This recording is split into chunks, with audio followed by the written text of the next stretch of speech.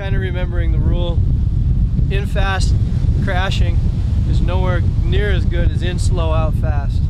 And so my whole thing on jibing has always been to try and take a wide in approach and then cutting in and getting an upwind, you know, position on the guys around me if I can.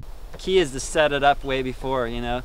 If you're behind somebody and you're going into one jibe mark, you almost want to focus on the next jibe mark before, if you haven't already. So once you get to that next mark, you're going to be the downwind guy, you're going to have the inside position. So.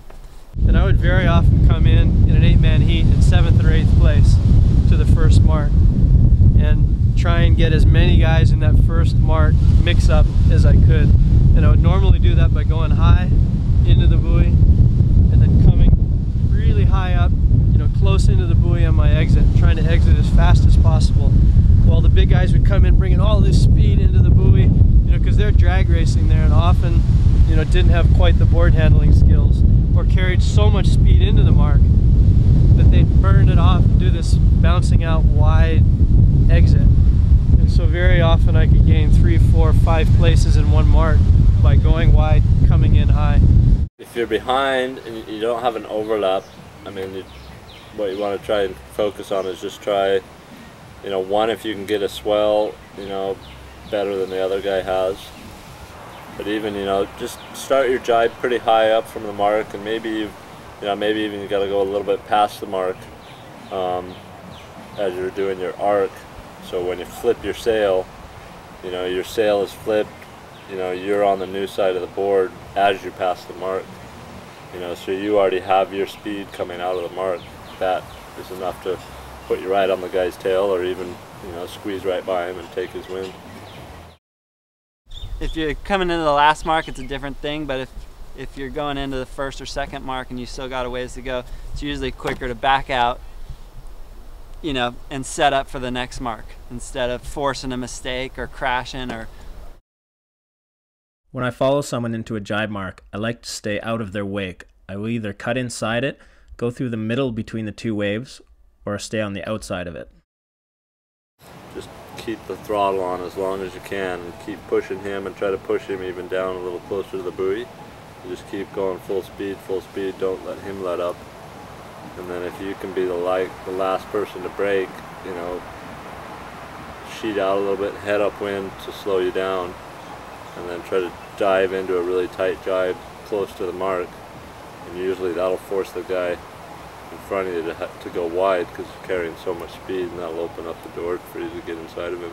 You know, go down on top of him and get as close to him as you can, and just try to give him bad air, you know, off your sail. If you can give him bad air and maybe even a little bit of bad water. It's kind of a timing thing, you know, you got to get down there and you got to sit on him as long as you can, you know, and so you got to jet back upwind as, you know, as late as you possibly can, so you still have a good arc around the mark, and you'll close the door from anybody coming in behind you. You know, force them either too close to the mark, so they're gonna leave a gap in between the mark where they're downwind, and by the time they finish their arc, there's gonna be a gap between the buoy and them, and then you can cut inside of them. Or opposite, where you force them up high enough so you can jibe inside of them. Bill goes a little low there, Mike, get tighter to the buoy. Squeaks inside of it. You know, I like to start looking for a swell that you can jibe on, you know, to keep your speed, you know, and make the water a little bit smoother.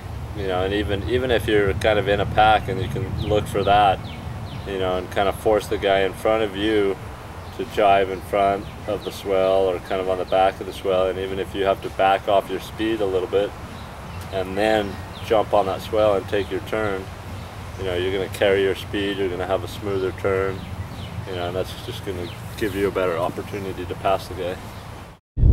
Yeah, I mean, I'm always trying to jibe into the face of a chop or a wave or something, but again, you're kind of limited by where the guys are around you. If you're in first place, you can do whatever you want. Out wide, jibe on the face, come in right along the buoy and plane out. You see a real heavy guy, you may be able to jibe around him, because he's going to kind of likely slog and take a little longer to get going than a lighter guy. Then the big guys started to learn how to jibe real well too, and it got harder and harder. A little whippy guy, or Robert Terratahau, someone like that, you got to be careful, because they're side of you. So if you don't go real wide, they're going to go, eep, take your wind. Another good thing is if you're the guy in front and a guy is coming downwind and is maybe a little bit faster than you, or has a better angle and is about to overtake you, you've got all the rights if you're the downwind guy, and as long as you have the proper overlap, and then even try to carry him past the mark a little bit